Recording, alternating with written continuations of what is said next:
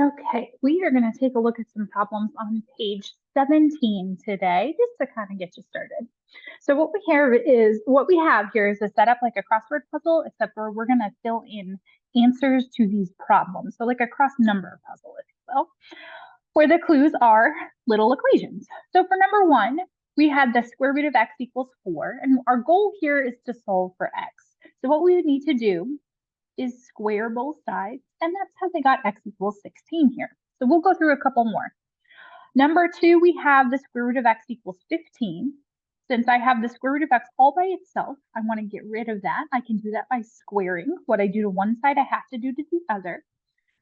15 squared would give me, 1 second here, 225. So that's what I will fill in for number 2, 225. Okay. Number 3 is a little bit different because I already have x by itself. It says x equals the square root of this number. So what I'm going to do for a problem like number 3 is just simplify that. So in my calculator, I'm going to type the square root of 0.01, and that gives me 0.1. So in the spot for number 3, I'm going to enter 0.1. Number 4, I've got a square root thing to solve here again. This time I've got the square root of x minus 10. That whole x minus 10 is under the root, and the root is by itself, so I can go ahead and square both sides here. Okay, so I would get x minus 10 equals 25. And then I want x by itself, so I have to add 10 to both sides. So I would get x equals 35. So for 4 across, I'm going to enter 35. So we've done a few across now. Let's take a look at a few of these down. If I take a look at number 2 down, this says that I have the square root of x equals 5. Since I have just the square root of x on this side, I'm going to square both sides to get x by itself, and we get x equals 25. Now, if I go back to my crossword, my cross number, I guess I should say, 2 down, 25. Okay, I should always check to make sure, even if both spaces are filled in, that does actually match the answer for that problem. Okay, in this case for 2 down. And now let's take a look at 3 down. So x equals the square root of this number. So I'm going to type that in my calculator, 0.0144, and I get x equals 0.12. Now, if I go to 3 down, I know it should start with 0.1. My answer does, right? And then I'm going to fill in the 2 for there. Okay. And then I want to take a look at one more. Now that we've sort of got the idea of how this works, I want to take a look at a problem like number 7 down.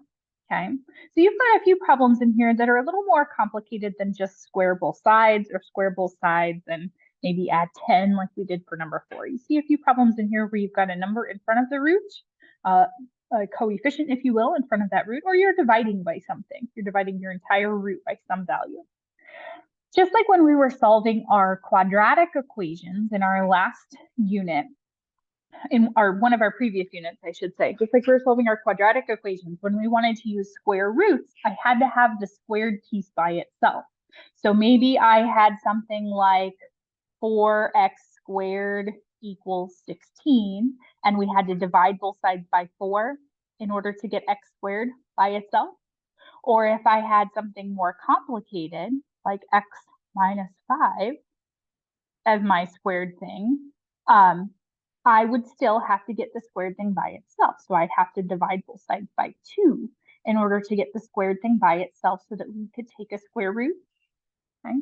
So really similar idea here with our square root problems. This time, instead of getting the squared thing by itself, like I did when I was solving my quadratic equations, I need to get the square root by itself. So on number 7, my first step is to divide both sides by 2. So I would get the square root of x plus 7 equals 20 divided by 2 is 10. And so I divided both sides by 2 so that I could get this 2 out of the front here. Now that I have the square root by itself, I'm going to square both sides. So this would now be x plus 7 equals 10 squared is 100. And then I'm going to move the 7 to the other side, so I have x by itself. And for 7 down, we would get x equals 93. So 7 down, I'm going to fill in 93. Okay? So with that little bit of an introduction, you should be able to handle the rest of these. Your directions on your paper do say you should write down your work, show your work, but you will probably need a separate sheet of paper here. As you can see, mine was pretty cramped. So work through the rest of your problems here. Even if like 2 down, you already have both values filled in, I still want you to check it just like we did here. All right? So that's page 17.